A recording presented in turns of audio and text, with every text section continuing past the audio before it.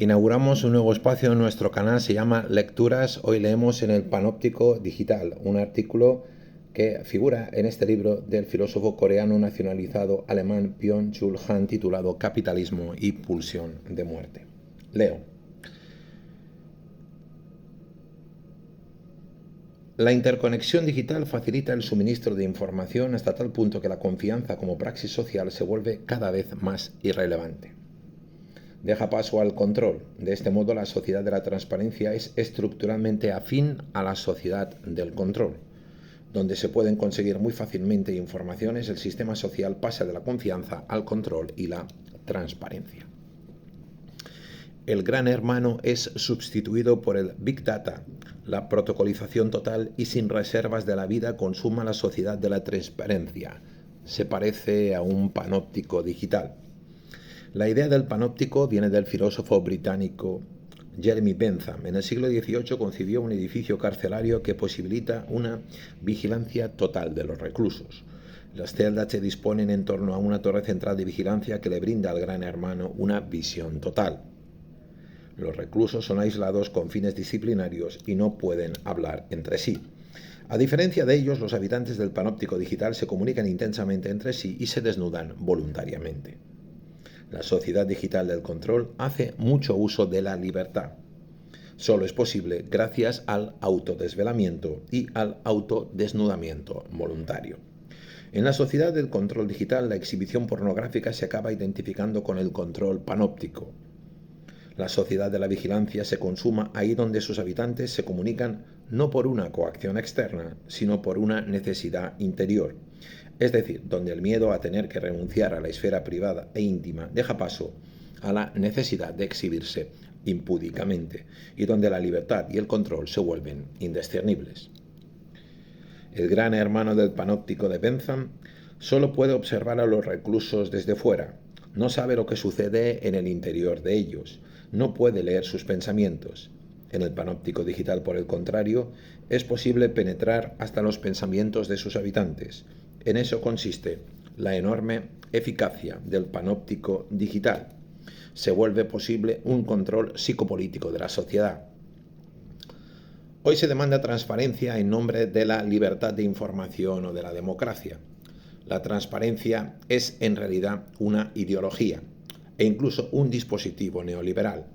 Lo vuelve todo hacia afuera violentamente para convertirlo en información.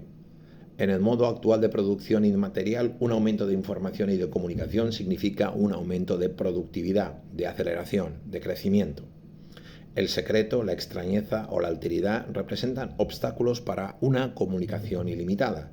Por eso se eliminan en nombre de la transparencia. Del dispositivo de transparencia deriva un imperativo de conformismo.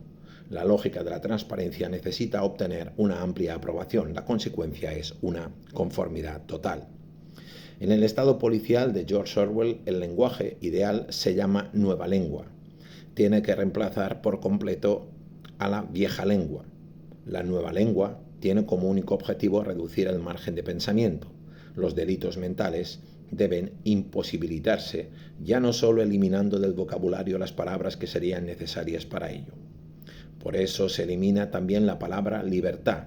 Ya en este sentido, se distingue el estado policial de Orwell del panóptico digital de hoy, que justamente hace un uso excesivo de la libertad. El estado policial de Orwell con telepantallas y salas de tortura es algo totalmente distinto del panóptico digital con Internet, smartphones y gafas Google, donde impera la apariencia de una libertad y una comunicación ilimitadas. Aquí no se tortura, sino que ponen post o se tuitea. La vigilancia que se identifica con la libertad es muchísimo más eficaz que aquella otra vigilancia que actúa contra la libertad. La técnica del poder del régimen neoliberal no es prohibitiva ni represiva, sino seductora. Se aplica una fuerza elegante. En lugar de prohibir, seduce. No se impone a base de exigir obediencia, sino a base de agradar.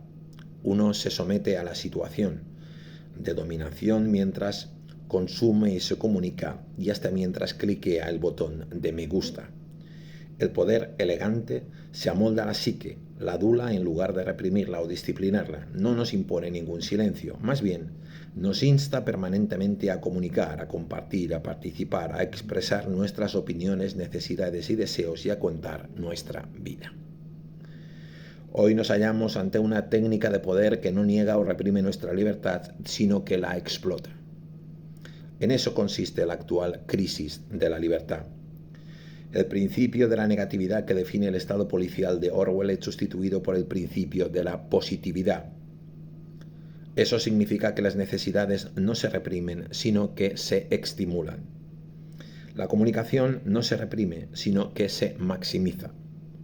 En lugar de confesiones son sacadas mediante tortura, aparecen la exposición voluntaria de la esfera privada y el desvelamiento digital. El smartphone sustituye la sala de tortura. El gran hermano de Bentham es invisible, pero omnipresente en las cabezas de los reclusos. En el panóptico digital, por el contrario, nadie se siente realmente vigilado. Por eso el término Estado policial no es del todo apropiado para caracterizar el panóptico digital de hoy. En él uno se siente libre, pero precisamente esa sensación de libertad totalmente ausente en el Estado policial de Orwell es un problema porque impide la resistencia. En 1987 se produjeron enérgicas protestas en Alemania contra la elaboración del Censo Demográfico Nacional. Hoy la vigilancia se hace pasar por libertad. La libertad resulta ser un control. Es legendario el anuncio publicitario de Apple que fue emitido en 1984 durante la Super Bowl. En ese anuncio, Apple se presenta como liberador frente al Estado policial de Orwell. Unos trabajadores con aspecto abúlico y apático entran marcando el paso en un gran pabellón y escuchan atentos el discurso fanático del gran hermano en la telepantalla. De pronto, una corredora irrumpe en el pabellón perseguida por la policía del pensamiento. Corre imperturbablemente hacia adelante. Ante sus pechos oscilantes porta un gran mazo. Se dirige toda resuelta hacia el gran hermano y lanza el mazo con todo su ímpetu contra la telepantalla que al ser alcanzada por él estalla en llamas. Los hombres despiertan de su apatía. Una voz proclama: el 24 de enero Apple Computer presentará Macintosh y usted verá por qué 1984 no será como 1984. Pero contra lo que dice el mensaje de Apple, el año 1984 no marca el final del Estado policial, sino el comienzo de una novedosa sociedad del control cuya eficacia supera en mucho a la del Estado policial de Orwell. Hace poco se dio a conocer que la Agencia Nacional de Seguridad denomina a Steve Jobs en sus documentos internos Gran Hermano. Los usuarios de teléfonos móviles se designan ahí como zombies. Por eso es también coherente que ahí se hable de la explotación del smartphone. Pero la Agencia Nacional de Seguridad no es el auténtico problema. No solo Google o Facebook, sino también firmas de datos como Axiom, una empresa de mercadotecnia que opera globalmente, son presas de la fiebre por recopilar datos. Solo en Estados Unidos la empresa dispone de datos de 300 millones de ciudadanos norteamericanos, es decir, de casi todos. Les ofrecemos una visión de 360 grados de sus clientes, dice el panóptico eslogan publicitario de Axiom.